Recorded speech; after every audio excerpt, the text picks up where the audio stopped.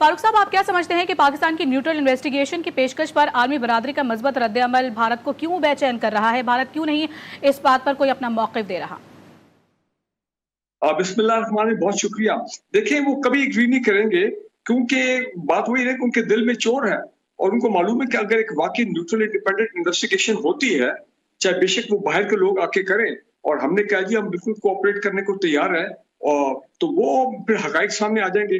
फिर वो कहाँ तक ऑलरेडी वो इतनी चीजों को छुपा रहे हैं। ऑलरेडी इंडिया के अंदर लोग जो हैं, वो उनके इंटेलेक्चुअल, उनके कुछ मीडिया के लोग, वो सवाल करना शुरू हो गया, आम आदमी भी, कि जनाब हमें बताइए ये कैसे हो सकता है कि 8 लाख फौज जो है वो इंडियन ऑक्युपाइड कश्मीर में डिप्लॉयड है, और खासकर ये पहलगाम वाला इलाका है, वहां पे इतने बड़ा उनका फौजी बेस है।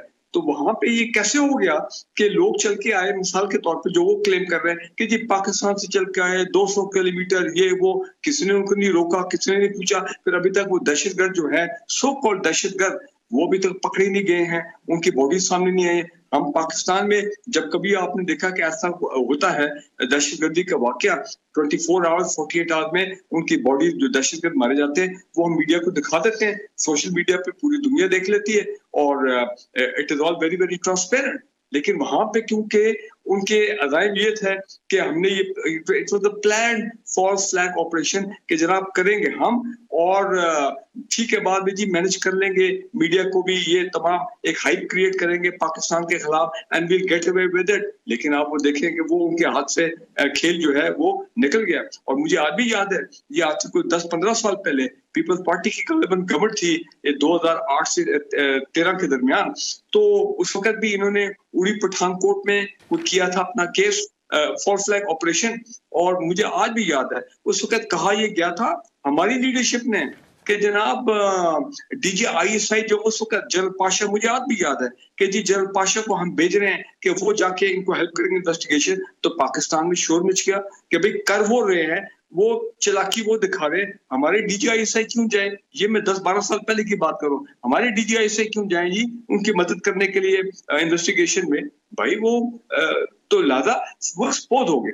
So the point is this, देखिए इस वक्त सूरत हाल ये है कि इंटरनेशनल मीडिया भी सवाल उठा रहा है, इंटरनेशनल इदारे भी सवाल उठा रहे हैं कि जनाब इसमें बहुत शकूक और शुबात है। तो लिहाजा जो क्रेडिबिलिटी ऑफ द नैरेटिव है कि जनाब ये पाकिस्तान की साइड से, जो हमेशा वो करते हैं, पिछले उड़ी पठानकोट, फिर उसके बाद वो पुलवामा हुआ, तो वो इंटरनेशनल मीडिया भी समझती है, ये CIA और ऐसे इदारे जो हैं ये भी समझती हैं। आपके ख्याल में उनको एग्जैक्टली पता नहीं है कि इन्होंने किया खुद है, ठीक है जी? अब वो इसराइली जहाज भी वहां पे जा रहे हैं, तो ये सारा ड्रामा जो उन्होंने रचाया है सिर्फ पाकिस्तान को, फिर IWT वाटर ट्रीटी को उन्होंने टारगेट किया। देखिए इसका सूरत हाल क्या, सूरत हाल समझिए, प्राइम मिनिस्टर मोदी इस वक्त बड़ी बुरी तरह फंस गए। फारूक साहब, आप क्या समझते हैं कि हमने देखा है कि आलमी सतह पर भी पाकिस्तान ने जो भी अपना मुकदमा पेश किया उसके साथ शवाहिद भी पेश किए, और जैसे कि कुलभूषण है, अभिनंदन भी हमारे साथ मौजूद रहा, उसको आगे उसको वापस भी भेजा गया, और सिफारती तौर पर हमारे मामलात ख़राब ना हो उसी बिना पर उनको आगे भेजा गया वापस भारत। लेकिन हमने देखा है कि भारत ने आलमी सिफारती महाज पर जो मुहिम शुरू की थी उस पर पाकिस्तान का मौक़िफ़ तो खुलकर सामने आया है, लेकिन हमने देखा है कि भारत जो है अपनी सफाई में कुछ कह नहीं सका। कल जो यूनाइटेड नेशन सिक्योरिटी काउंसिल में चीन ने पाकिस्तान को सपोर्ट किया है, इन्होंने कोशिश की थी कुछ करने की, लेकिन वो जाहिर बात है ब्लॉक हो गई।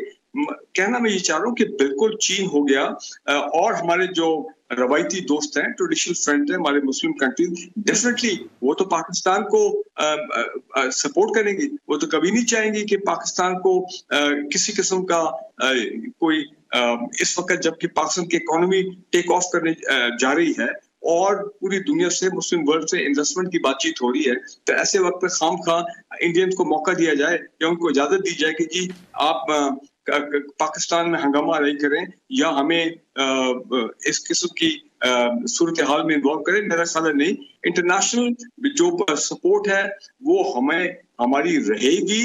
मैं अमेरिका ने, आपने देखा है, एक न्यूट्रल स्टेटमेंट दे दिए ट्रंप साहब ने, और वो भी बड़ी अजीब स्टेटमेंट कि ये 1000 साल से ये लड़ रहे हैं कश्मीर के ऊपर, और ये जो इन्होंने करना है ये आपस में खुद ही बैठ के कर लेंगे। और भाई ये ट्रंप पहले भी कहता था अपने पहले 4 साल में कि जनाब आप आपस में बैठ के मसालत करें, बातचीत कर लें, तो वो इंडियन तो बातचीत करने के मूड में जो है वो बिल्कुल नहीं है। देखिए उनका एक ये जो हिंदुत्व आरएसएस का जो माइंडसेट है जिसको मोदी लेके सामने आया है, वो यही है कि वो एंटी मुस्लिम है, एंटी कश्मीर है, एंटी पाकिस्तान है।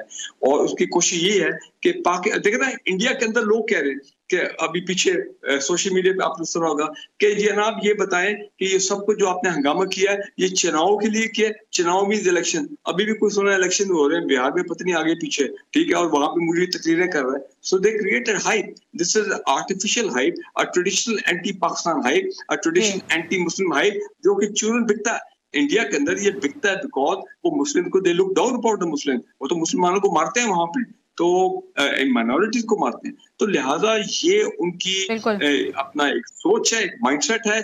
हमने एक काम करना है, हमने अपना गार्ड को लोअर नहीं करना।